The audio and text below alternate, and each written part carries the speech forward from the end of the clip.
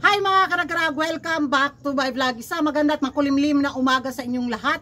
Mula dito sa Lasak City, mabilisan, nakikipag-chismisan galore lang ito sa inyong mga karagrag. Wala muna tayong minupusal fashion distraction look dahil hinahabol ko talaga yung mga pasabog na chika na pinag-uusapan at pinag-chismisan sa social media. Kaya nako, eto na nga, actually kahapon pa ito mga karagrag na trending na pinagchichismisan, kaso nga ang hina ng internet ko. Hindi ko talaga siya mahabol, kaya pagkagising ko ay carry on banks na natin to mga chismoso at mga chismosa. Chelsea Manalo na ako, mainit na pinag-uusapan at kinuyog ng mga ibang supporters ni Atisa Manalo at ng mga ibang beauty pageant lovers sa social media dahil nga mga karagrag usap-usapan sa pag-unfollow nito kay Atisa Manalo at kay Michelle D kahapon. Ayun na, naglabasan na yung mga espekulasyon. Bakit daw in-unfollow ni Chelsea Manalo si Atisa Manalo at si Michelle D?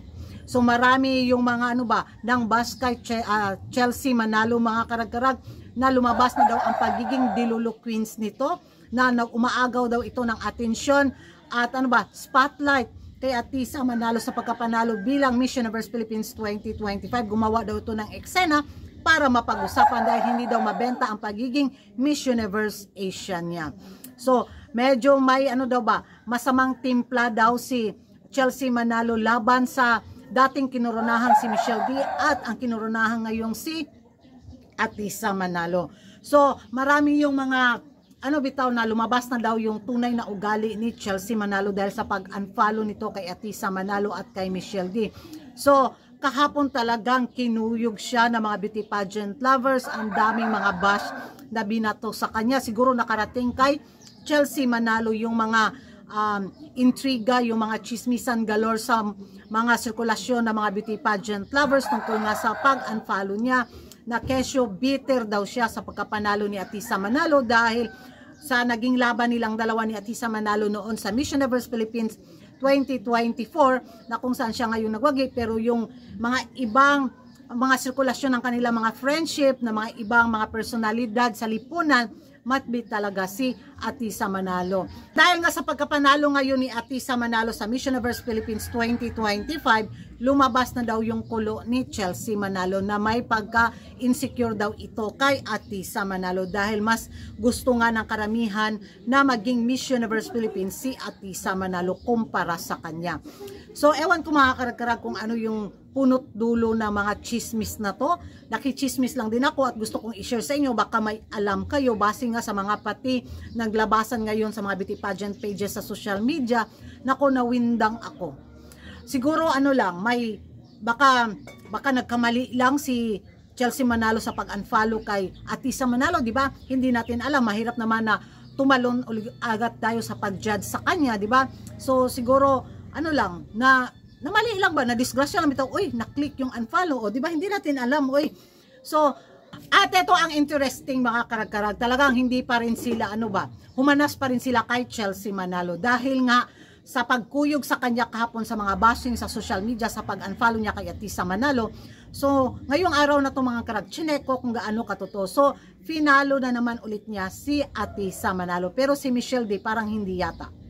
So yun yung mga ngayon, update sa kaganapan sa sirkulasyon ng mga beauty queen.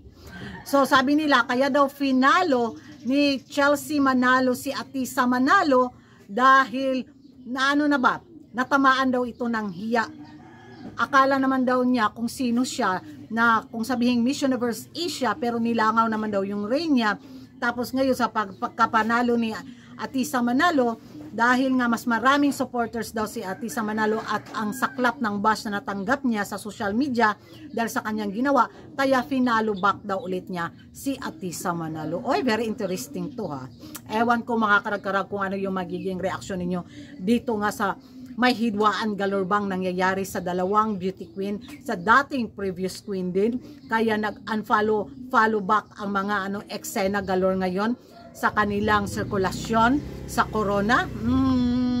abang tayo sa mga matatamis, maanghang at mapapait pa na mga update mga karagkarag. Magiging reaction ko lang dyan, manood lang ako at maki-update kasi mahirap na tayong mag-judge bitaw na hindi natin alam yung punot dulo, di ba? Pero sa katulad din yung mga chismosa, baka may alam kayo sa intriga na to, comment down below at i-share nyo niya para happy yung chismisan galore natin. Ako.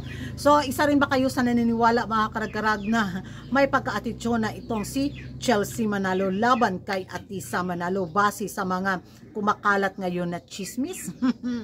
Mag-ingay tayo sa comment section at kung hindi ka pa nakapag-subscribe sa YouTube channel ko, don't forget to like and subscribe ko, Ragan Karag, ang babaeng lagi nagkarag-karag. And hit the notification bell para updated kayo sa mga late na chikahan sa mundo ng beauty pageant. Kay mo adto pa kong kagawasan.